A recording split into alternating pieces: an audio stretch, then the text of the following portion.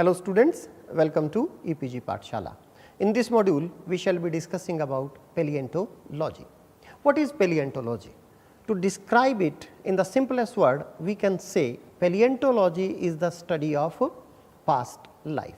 Basically, paleontology is a historic science just like archaeology, cosmology, astrology, geology, even history itself.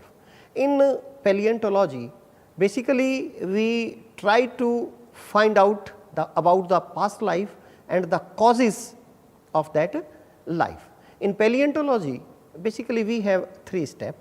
In first step, we describe the phenomena of the past. In the second step, we construct a general theory about that phenomena, and in the third step, we try to find out the causes of that phenomena. Basically, paleontology is a science that can be placed somewhere between biology and geology. I have visited a number of Indian universities, and in most of the Indian universities, paleontology is taught in the geology departments. Reason being, the geologists are interested to find out the age of rocks, and because paleontology is mainly based on the fossils, and these fossils are buried in between the rock layers, and these can provide excellent information about the age of the rocks. So, that is why geology people are very much interested in paleontology, but these biology scientists are comparatively lesser interested in the paleontology. The learning objectives of this module are to get a basic idea about what fossils are and how they are formed. Second objective of this module is to gain knowledge about the state of the art techniques used in paleontology.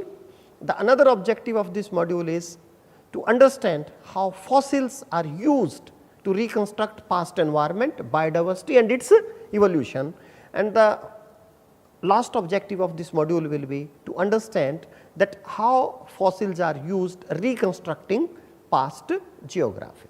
In order to appreciate the extent of present biodiversity and to visualize its future evolution, we need to have a deep understanding of the past. Paleontology is one such science that provides us a window into the past life going back to the almost 4 billion years. In the first module, you have learned about geological time scale, and that is very important here in paleontology also.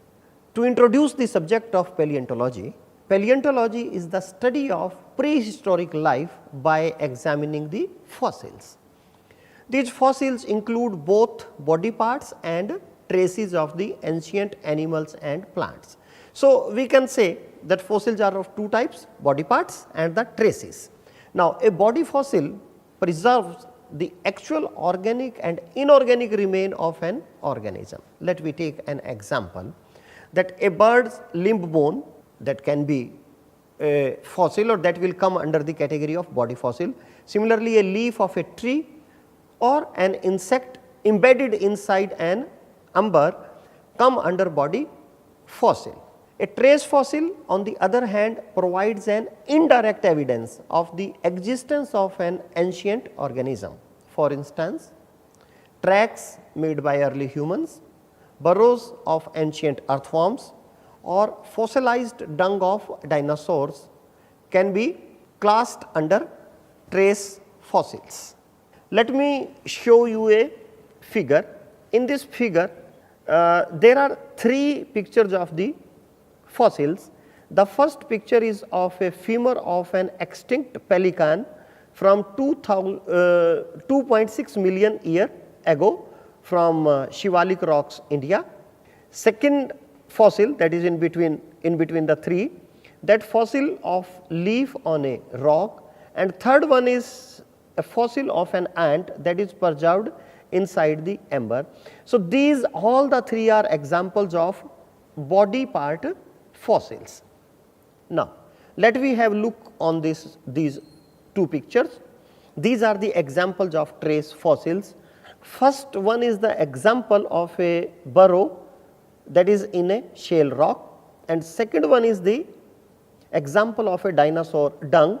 This dinosaur dung, these dung fossils also called as coprolite, and these pictures are from Pisdura, Maharashtra, India. Let me have a look on this slide. The negative impression of an ancient organism is termed as its mold, and when this mold gets filled up by another material forming a replica of the original organism or a part of it, then it is called as its cast. Means there may be mold and cast. Let me have a look on these pictures. The process of mold and cast formation is shown in these diagrams. The A figure is showing a clam. Clams are nothing but these are bivalve mollusks.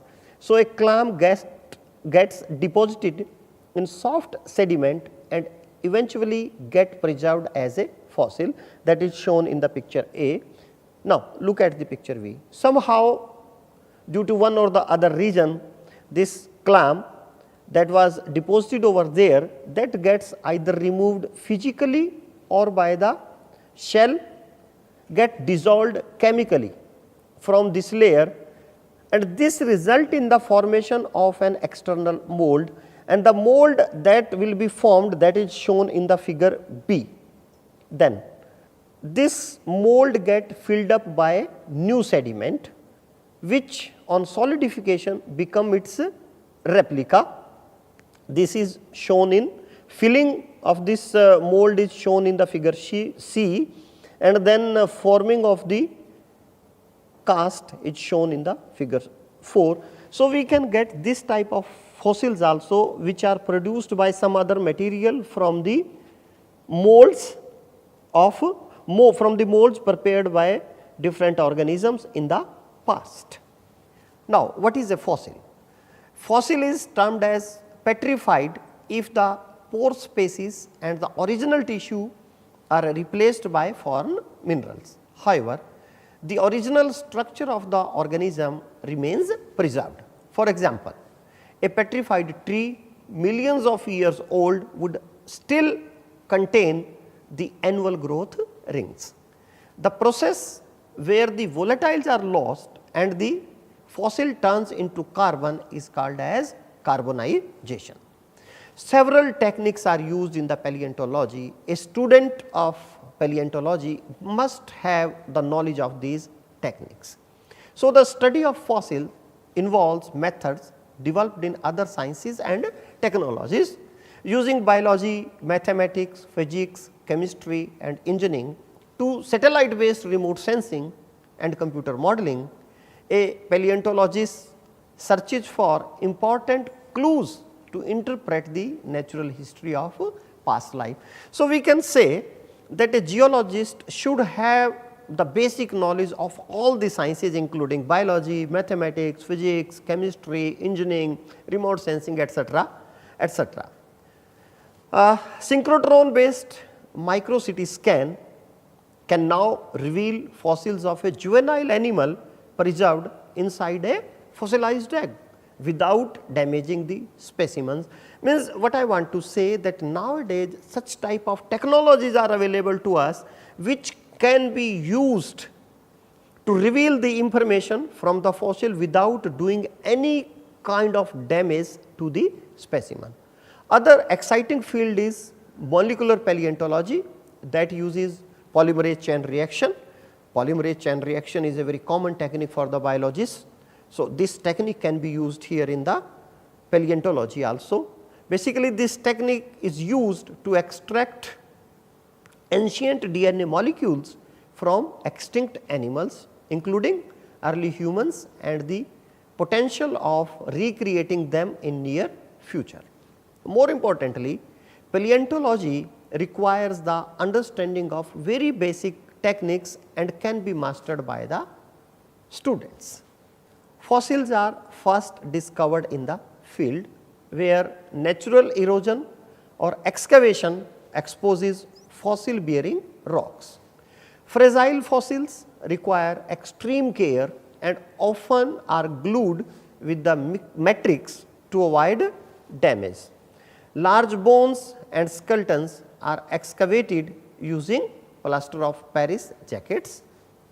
A field paleontologist is required to take photographs by placing a scale close to the fossil before removing it.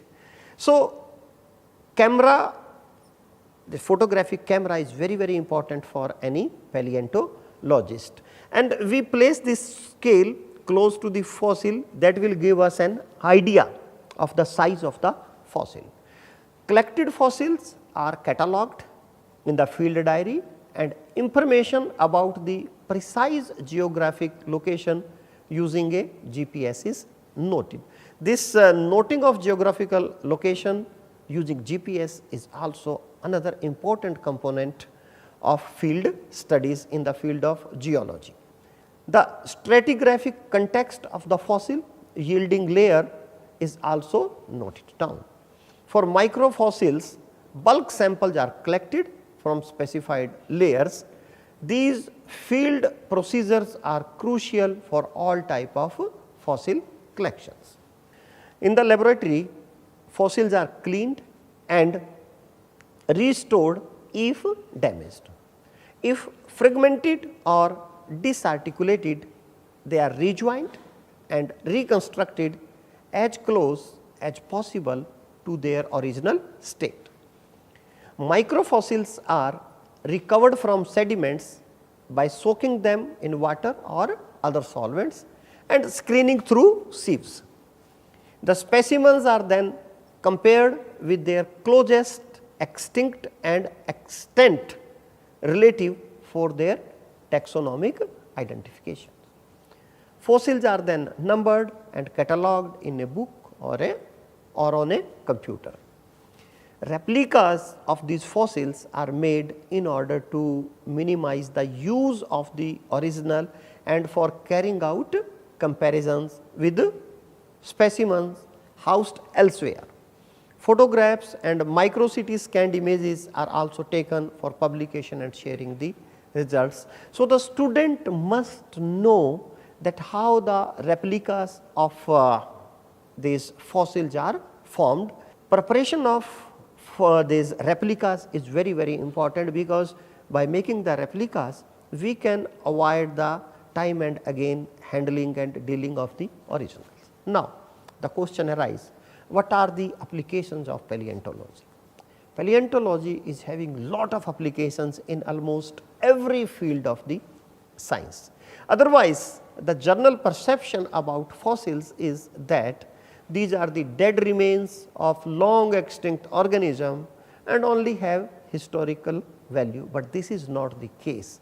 Lot of information can be drawn from the fossils, but the subject of paleontology is very relevant to the modern and future world.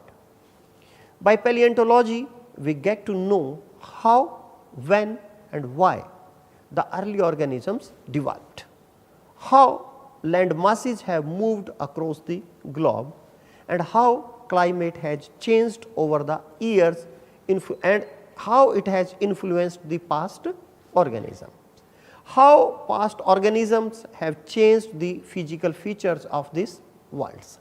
So, this all information can be derived from the fossils. Fossils tell us about extinctions, evolutionary changes and changes in the biodiversity over the past several million years. The study of paleontology has got several applications. Let me take one example. Fossils can be of economic importance also as well as of academic value. Since petroleum and coal are basically the product of ancient organisms, so the study of fossils is imperative for oil and coal exploration as well as exploitation. To begin with, fossils provides an idea about the age of the petroleum source rock. Secondly, they also provide vital information about the temperature and pressure conditions which are crucial for the formation of coal and petroleum. Paleontology is having important application in the process of evolution. With the help of paleontology, we can find out information about the evolution process. Fossils add very important dimension of time to the understanding of the organic evolution. Earliest fossil were those of unicellular prokaryotes. You know, prokaryotes are those which are not having a nucleus. So, the early fossils were those of unicellular prokaryote bacteria. Eukaryotes are those which are having nucleus, came much later. It is only around the beginning of Cambrian time, that is 550 to 540 million year ago, that invertebrates acquired shells. Soon thereafter, earliest vertebrates having a notochord, that is a flexible cartilaginous structure in the form of jawless fishes, which appeared approximately 525 million year ago. Here this picture is showing the fossil of a early fish, and this fossil is from China. Generally, one group of fishes gave rise to the early amphibious tetrapods. Approximately 375 million year ago, that would later go on to invade the land. This figure shows the image of an early tetrapod that existed about 355 million year ago and has been found in the deposits of Canada. Then early birds developed from theropod, that is carnivores, dinosaurs, and some of them had teeth and long tail. Here this image shows a Archaeopteryx from Berlin, Germany.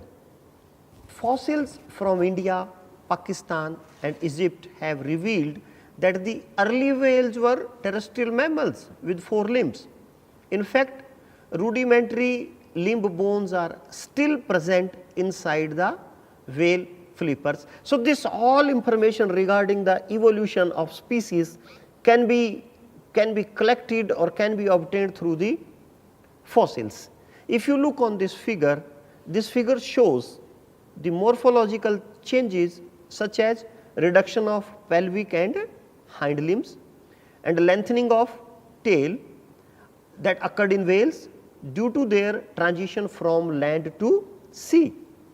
Now, this is a very interesting figure. Living under highly fluctuating and unpredictable climatic condition led to several innovations, including use of stone tools, better communication for making hunting strategies, followed by cultural evolution, most probably led to the increase in the brain size manifold. Let you have a look on this figure. In the upper part of this figure, climate fluctuations are shown, and in the lower part of this figure, changes in the brain size are shown, and this picture climately correlate the size of the brain with the climate change, and you will find that there was a significant increase in the brain during strongest climate fluctuations. Fossils have very important applications in biostratigraphy. Fossils provide relative ages to the rock they occur in. Fossils that were short-lived and had a wider geographical distribution are best for such assignment.